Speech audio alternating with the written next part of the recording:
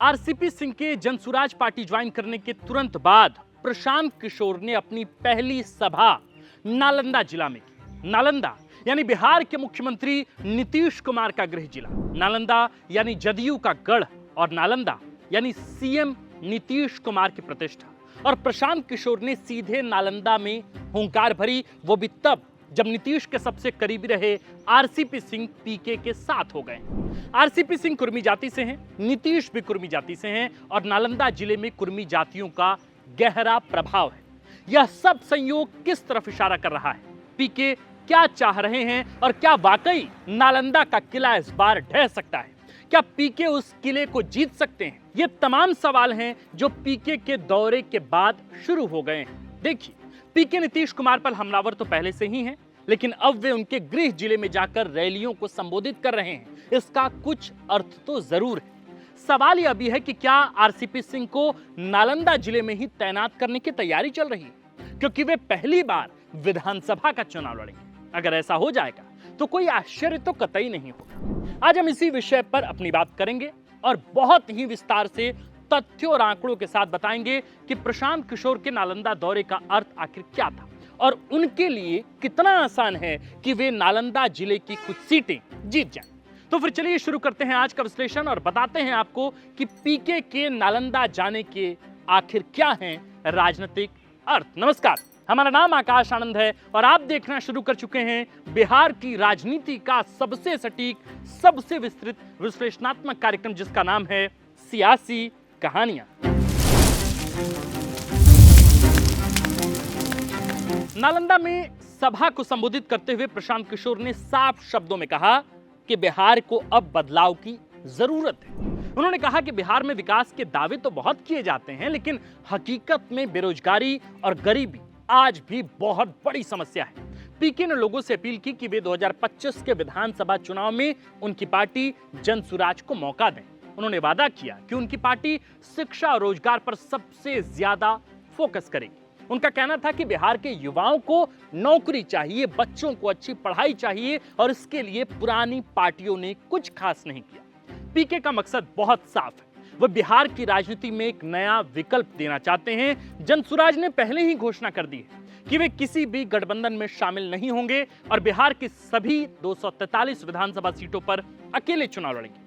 पीके नालंदा में लोगों को यह समझाने आए थे कि उनकी पार्टी पुरानी पार्टियों से बिल्कुल अलग है, अलहदा है और असली मुद्दों पर ही चुनाव लड़ेगी। हम सबसे पहले नालंदा जिले को बारीकी से समझने की कोशिश करते हैं, डिकोड करते हैं और यह जानने की कोशिश करते हैं कि यहाँ कितनी सीटें हैं और उन सीटों की वास्तविक स्थिति क्या है, यानी राजनीतिक स्थिति क्या है। देखिए, इस जिले में 7 विधानसभा की सीटें आती हैं: नालंदा, अस्थामा, बिहार शरीफ, राजगीर, इस्लामपुर, हिलसा और हरनौत। सबसे पहले बात हम नालंदा विधानसभा सीट की ही करते हैं।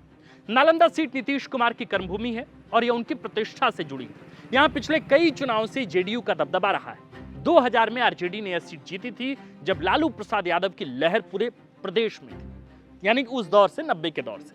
लेकिन 2005 से लेकर 2020 तक जेडीयू के श्रवण कुमार लगातार यहां से चुनाव जीतते आ रहे हैं। 2020 में श्रवण कुमार को 45% मत मिले थे और उन्होंने आरजेडी को करीब 20,000 से भी ज्यादा मतों से चुनाव में हराया था।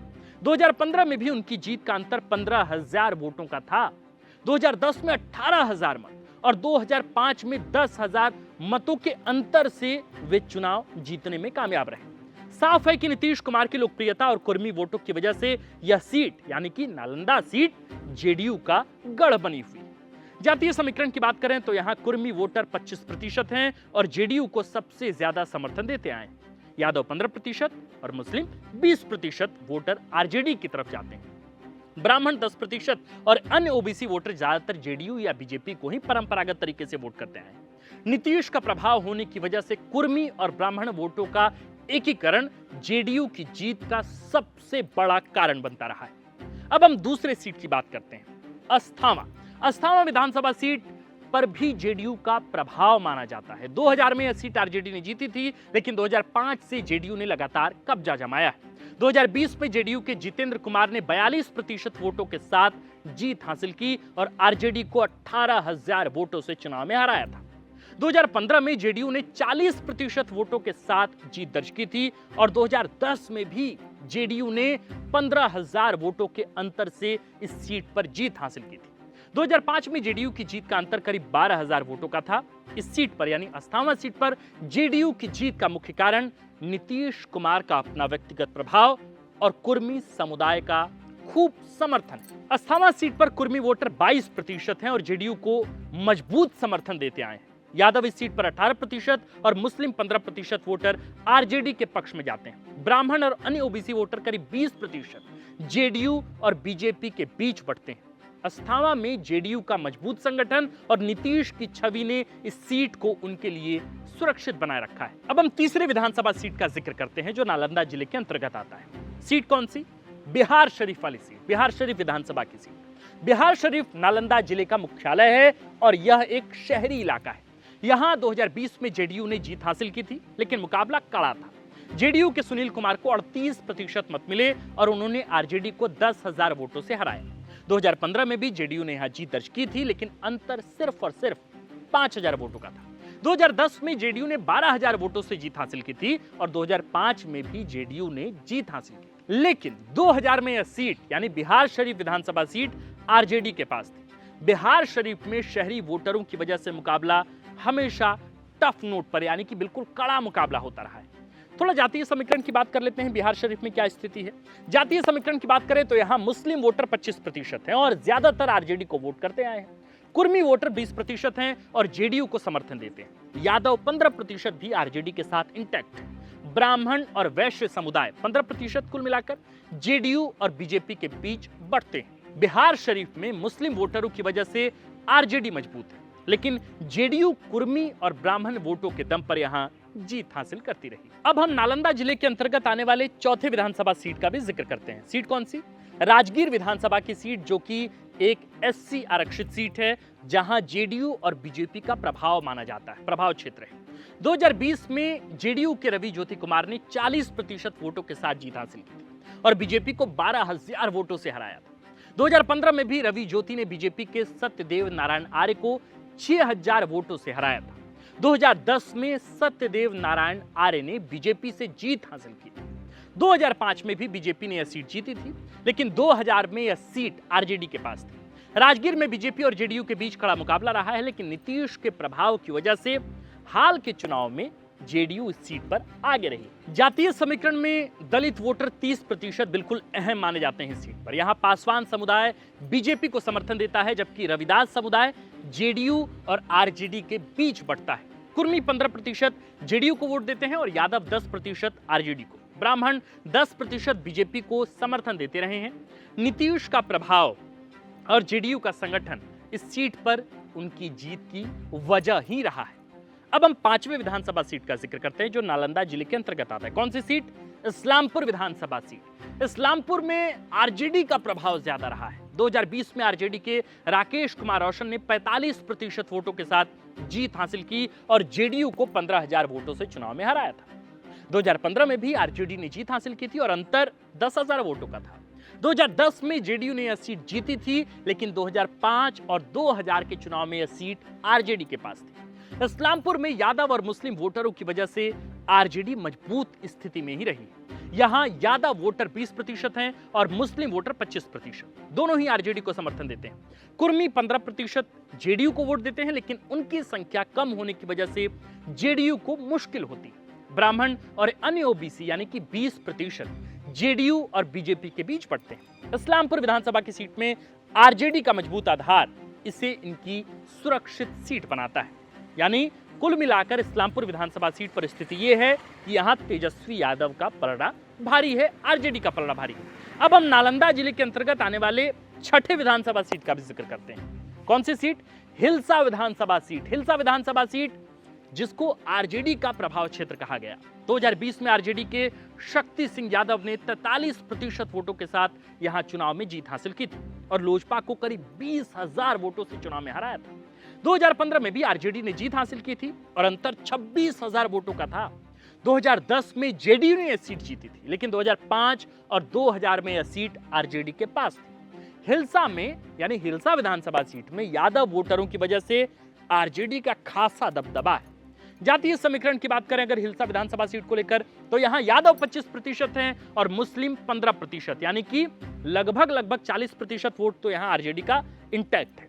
कुर्मी 20% जेडीयू को वोट देते हैं, लेकिन उनकी संख्या यादव वोटरों से कम है। ब्राह्मण और अन्य ओबीसी 20% जेडीयू और बीजेपी के बीच यहां बढ़ते रहे। हिलसा में यानी हिलसा विधानसभा सीट में आरजेडी का मजबूत आधार इसे उनके लिए आसान सीट बनाता है। 7वीं विधानसभा सीट की बात करते हैं जो नालंदा जिले के अंतर्गत पड़ता है। कौन सी सीट? हरनौत विधानसभा की सीट। हरनौत में जेडीयू का प्रभाव रहा है। 2020 में जेडीयू के हरि नारायण सिंह ने 40% वोटों के साथ जीत हासिल की थी और लोजपा को करीब 14,000 वोटों से हराया था। 2015 में भी जेडीयू ने जीत हासिल की और अंतर 12,000 वोटों का था। 2010 में जेडीयू ने 15,000 वोटों से जीत हासिल की थी। 2005 में भी हरनौत विधानसभा की सीट पर जेडीयू ने जीत दर्ज की, लेकिन 2000 के चुनाव में यह सीट आरजेडी के पास थी। हरनौत में नीतीश कुमार का प्रभाव और कुर्मी वोटरों का समर्थन जेडीयू की जीत की वजह रहा है। थोड़ा जातीय समीकरण पे बात करते हैं कि हरनौत विधानसभा सीट में जातीय समीकरण क्या है। देखिए, यहाँ कुर्मी 25% हैं जो जेडीयू को समर्थन देते हैं। यादव 15%, मुस्लिम 10% वोटर आरजेडी को वोट देते हैं। ब्राह्मण और अन्य ओबीसी 20% जेडीयू और बीजेपी के बीच बढ़ते हैं। हरनौत में जेडीयू का मजबूत संगठन और नीतीश की व्यक्तिगत छवि ने इस सीट को उनके लिए मुफीद बनाए रखा है, सुरक्षित बनाए रखा है। तो 2020 के चुनाव में इन 7 में से 5 सीटें, कौन कौन सी सीटें? नालंदा, अस्थावा, बिहार शरीफ, राजगीर और हरनौत जेडीयू ने जीती थी, जबकि इस्लामपुर और हिलसा विधानसभा सीट आरजेडी के पास गई थी। 2015 में भी जेडीयू ने 5 सीटें जीती थी। 2010 में जेडीयू ने 6 सीटें जीती और सिर्फ इस्लामपुर आरजेडी के पास थी। 2005 में भी जेडीयू ने 5 सीटें जीती थी और 2000 में आरजेडी ने 4 सीटें जीती थी। साफ है इन आंकड़ों से कि नीतीश के प्रभाव की वजह से जेडीयू नालंदा जिले में बिल्कुल मजबूत स्थिति में है और किसी भी कीमत पर जदयू इस बार भी कम से कम 5 या 6 सीटें जीतने की ताकत रखता है। नालंदा जिले की 7 विधानसभा सीटों में जेडीयू का प्रभाव सबसे ज्यादा बताया जाता है, खासकर नीतीश कुमार के प्रभाव की वजह से। नीतीश कुमार का यहां अपना दबदबा है। कुर्मी वोटर जेडीयू की ताकत है, जबकि यादव और मुस्लिम वोटर आरजेडी का मूल आधार है। ब्राह्मण और अन्य ओबीसी वोटर स्थिति के हिसाब से जेडीयू या बीजेपी को मतदान करते हैं। 2025 के चुनाव में जनसुराज जैसे नए दलों की मौजूदगी से समीकरण बदल सकते हैं, लेकिन फिलहाल जेडीयू का प्रभाव वहां बरकरार है। कहां? नालंदा जिले में। देखिए, इस बात में कोई दो राय नहीं है कि नालंदा जिले में जदयू प्रभावी है और शायद इस बार भी वे प्रभावी ही रहेंगे। ऐसा नहीं कह सकते कि प्रशांत किशोर की पार्टी यहां जीत ही जाएगी, लेकिन फिर भी अगर वे कुर्मी उम्मीदवार देते हैं, वो आरसीपी सिंह भी हो सकते हैं, लेकिन अगर कुर्मी उम्मीदवार देते हैं तो नीतीश की पार्टी को इससे सीधा साधा नुकसान होगा।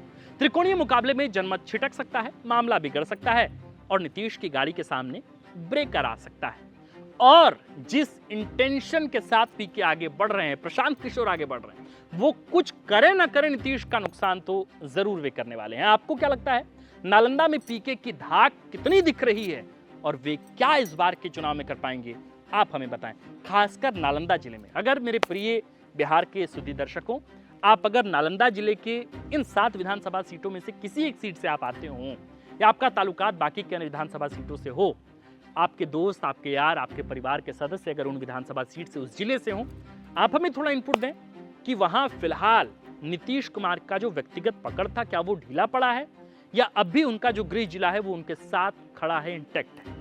इस्लामपुर और हिलसा विधानसभा सीट में क्या आरजेडी उसी मजबूती के साथ आगे बढ़ रही है या इस बार कुछ और प्लान आरजेडी कर रही है? अगर आप वहां के रहवासी हैं उस जिले के, तो आप हमें नीचे कमेंट में लिखकर जरूर बताएं।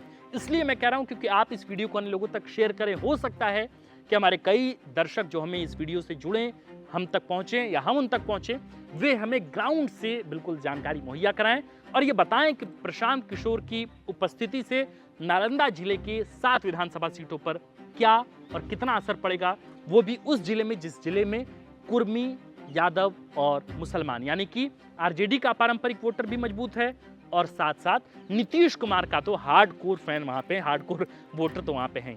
तो आप हमें इनपुट दे सकते हैं। बाकी हम आपको बताते हुए बहुत ही गौरवान्वित और बहुत खुशी के साथ हम आपको ये बता रहे हैं कि 4th पिलर बिहार की जनमत यात्रा की शुरुआत हो गई है। एक सीरीज है, अगले 6 महीने तक हम ग्राउंड में हैं, बिहार के चप्पे चप्पे पर हम पहुंचेंगे, वहां से आपको जमीनी हकीकत बताएंगे कि बिहार के मानस पटल पर इस बार किस व्यक्ति के मुख्यमंत्री बनने की चर्चा ज्यादा चल रही है। ये बताएंगे कि जन का इस बार का मत क्या है। आप देख रहे थे 4th पिलर बिहार। हमारा नाम आकाश आनंद है, कैमरे के पीछे है नीरज और इस खबर को लिखा है हमारे प्रिय साथी सूरज ठाकुर। शुक्रिया।